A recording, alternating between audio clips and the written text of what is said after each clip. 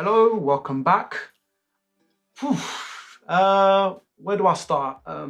Firstly, this is going to be the last time that I come on camera without a shape up because I know I'm looking very, very rough at the moment. But I've got a good excuse. Some life-changing events have occurred. I've become a dad for the first time.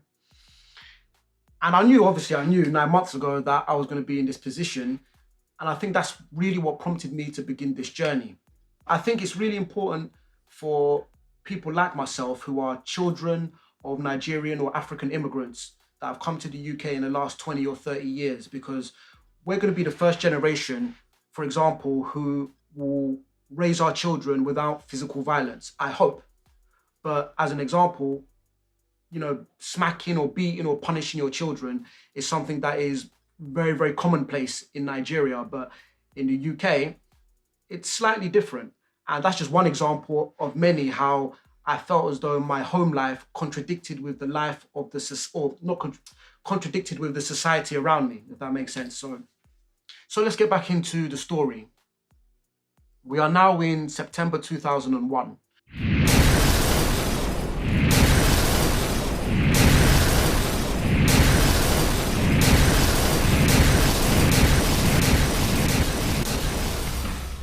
And my court case has finally come to an end. I've received my conviction, and now I can start the process of getting back into school.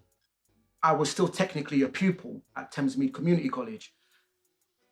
So before I would be transferred or before I could apply to a new school, I had to kind of outline why it is that I'm not currently attending my previous school, which means that I now need to disclose my offence and my conviction and everything that comes with that. So getting into school was hard because it was just rejection after rejection after rejection. The months are rolling by. It's now 2002. We've gone into January and I still can't get into a school. And as time is going on, I felt as though all of my dreams and aspirations of everything that I wanted to do in life had pretty much been squashed, that there was no hope for me. I was a criminal. I was a convict. Even worse than all of that, I was a sex offender. I didn't actually have many friends. I didn't feel like a loner, but I didn't go to school. So I didn't have, a wide friendship network at this time, apart from the few people who lived on my estate that I was friends with. They pretty much had my whole life story up until this point in these documents. Kenny has told me that he used to want to be a footballer and then a mechanic, but is now unsure. Although he said that he always wanted to be a musician and take up drumming lessons, he had to stop at the time of the offence because of bail conditions. Yeah, because like I said, the youth centre was right next door to the school, so I couldn't go back to my drumming lessons, which was again one of the few outlets that I was allowed. So as the months have rolled on and I'm not back into school yet. I've only got my 2 days a week of education at one of these pupil referral units. At least the good thing about it is that I had some type of pattern, some type of routine. I'd wake up in the morning and the first thing that I would do is watch the news. It's funny that growing up, I'd always watched a lot, especially CNN, but I used to watch the news a lot, CNN in particular, because that's what my stepdad would watch. And when he was at home, he would dominate the television.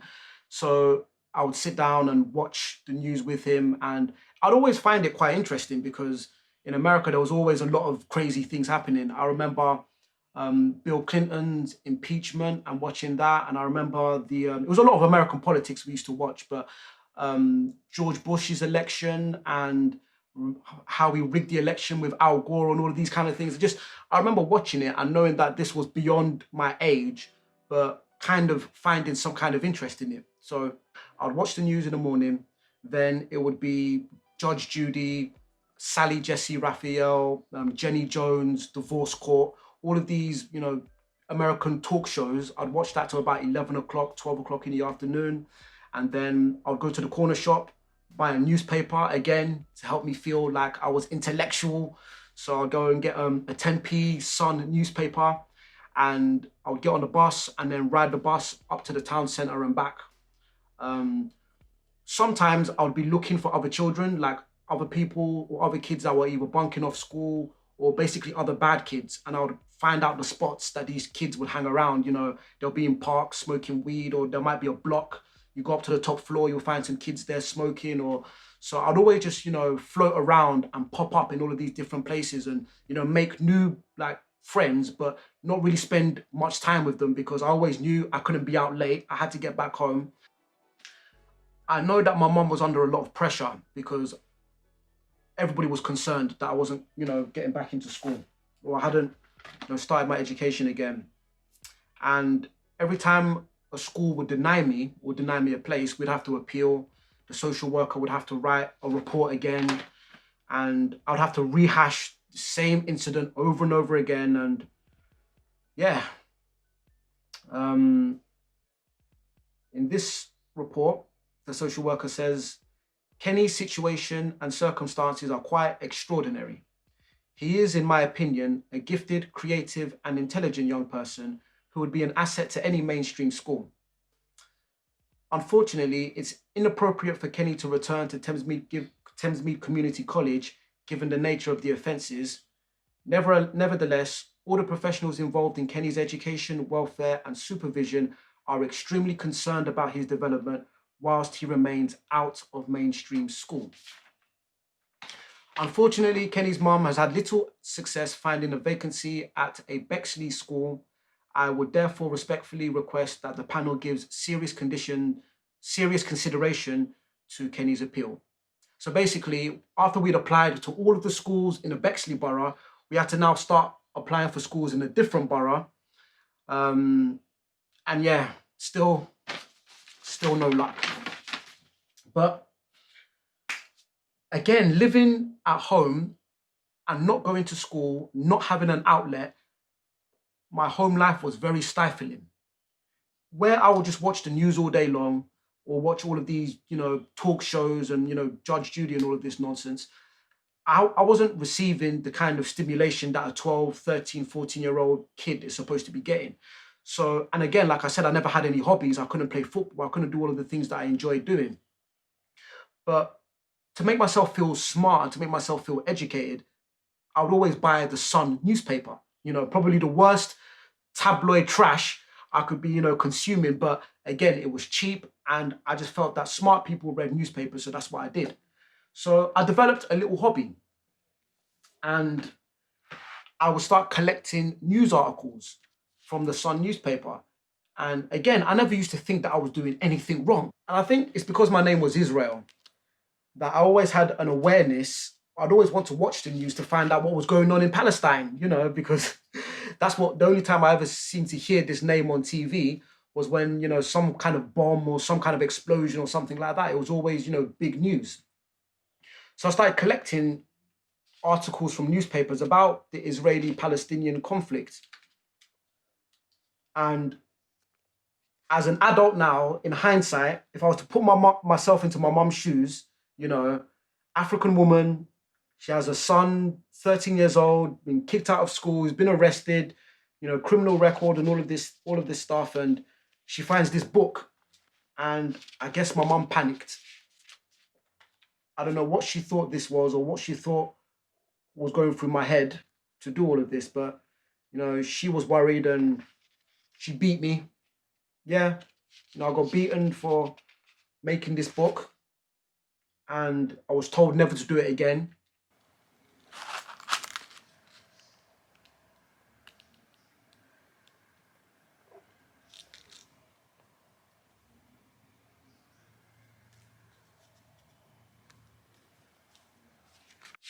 So I didn't. But I remember being really annoyed about, the trouble this book had got me into, because I felt like, what was I doing wrong? I was just, doing something interesting, trying to, expand my horizons or whatever. But again, the great thing is that I did have a few professionals in my life, social workers and a youth offending team, and I'd have to meet with them like once every 2 weeks. So twice a month, I would meet with my my social worker and the youth offending team, and they weren't, psychiatrists or anything like that, but they would talk to me and ask me how I'm doing and, take an interest. And I enjoyed that. And one day my social worker took me on a trip to Blue Water Shopping Centre, and we went to Waterstone's bookstore, and I was given the opportunity to pick from any book in the shop, and he would buy it for me. And yeah, I still have the book. I keep all my books. I've got a lot of books that I keep. 1 second.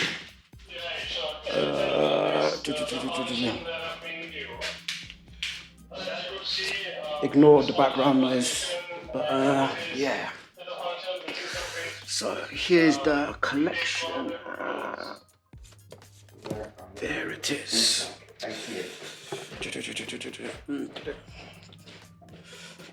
So,